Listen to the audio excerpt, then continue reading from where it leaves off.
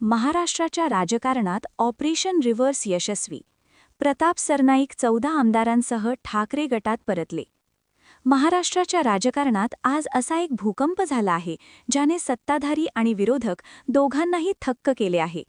मुख्यमंत्री एकनाथ शिंदे यांचे अत्यंत विश्वासू आणि ठाण्याचे वजनदार नेते प्रताप सरनाईक यांनी आपल्या 14 समर्थक आमदारांसह पुन्हा एकदा मातोश्रीची पायरी चढली आहे. पक्षप्रमुख उद्धव ठाकरे यांच्या उपस्थितीत त्यांनी हाती शिवबंधन बांधून घर वापसी केली आहे. ही केवळ एक पक्षांतर नसून शिंदे सरकारसाठी अस्तित्वाची लढाई ठरण्याची शक्यता निर्माण झाली आहे. ही घटना अचानक घडली असे सर्वांना वाटत असले तरी याची तयारी गेल्या 2-3 महिन्यांपासून सुरू होती. सूत्रांच्या माहितीनुसार प्रताप सरनाईक यांनी या संपूर्ण मोहिमेला प्रायश्चित्त असे नाव दिले होते. शिंदे गटात गेल्यानंतर काही काळानंतरच अनेक आमदारांमध्ये अस्वस्थता होती. प्रताप सरनाईक यांनी ठाण्यातील त्यांच्या निवासस्थानी गुप्त बैठकांचे सत्र सुरू केले होते. या बैठकीत त्यांनी आमदारांना मतदारसंघातील खरी परिस्थिती सांगितली. त्यांनी काही खासगी सर्वेचे रिपोर्ट दाखवले ज्यानुसार जनतेमध्ये गद्दारीच्या मुद्द्यावरून तीव्र संताप होता. सरनाईक यांनी आमदारांना पटवून दिले की जर आपण आत्ताच मूळ शिवसेनेत परतलो नाही तर आगामी विधानसभा निवडणुकीत जनता आपल्याला नाकारेल. प्रताप सरनाईक यांच्यासोबत गेलेल्या 14 आमदारांमध्ये राज्याच्या विविध भागांतील नेत्यांचा समावेश आहे. कोकण येथील 3 आमदार भाजपच्या वाढत्या हस्तक्षेपामुळे नाराज होते.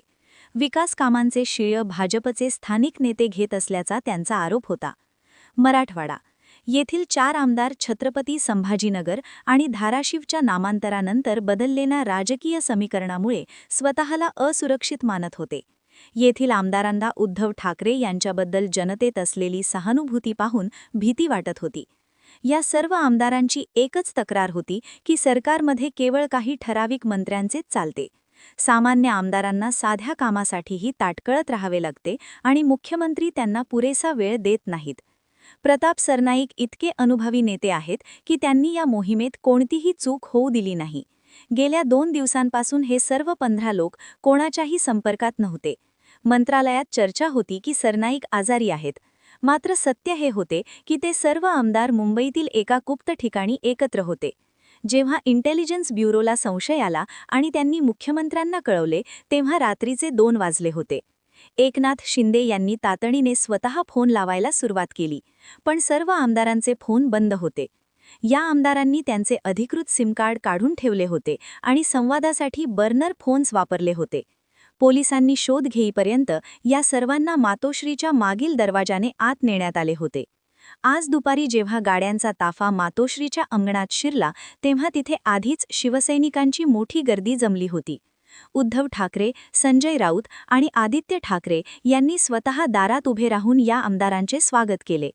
एक अत्यंत भावुक क्षण तेव्हा आला जेव्हा प्रताप सरनाईक यांनी उद्धव ठाकरेंच्या हाताला स्पर्श करून गदगदल्या स्वरात म्हटले, साहेब, आमच्याकडून चूक झाली होती. आम्ही रस्ता चुकलो होतो, पण आता पुन्हा स्वतःच्या घरात आपल्या कुटुंबात आलो आहोत. आता इथून कुठेही जाणार नाही. हे ऐकून तिथे उपस्थित असलेल्या अनेक जुन्या शिवसैनिकांच्या डोळ्यात पाणी आले.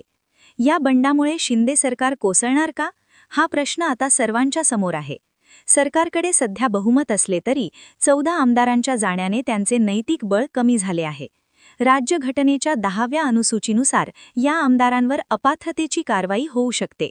मात्र सरनाईकांचा दावा आहे की आम्ही मूळ शिवसेनेतच परतलो आहोत, त्यामुळे तांत्रिकदृष्ट्या आमचे सदस्यत्व रद्द होऊ शकत नाही.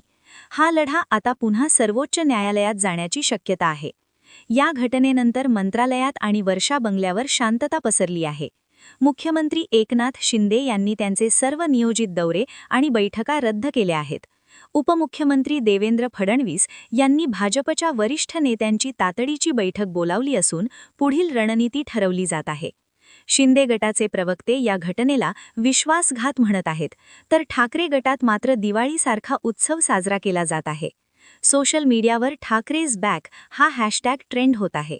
महाराष्ट्रातील सामान्य शिवसैनिकांमध्ये पुन्हा एकदा चैतन्याचे वातावरण आहे.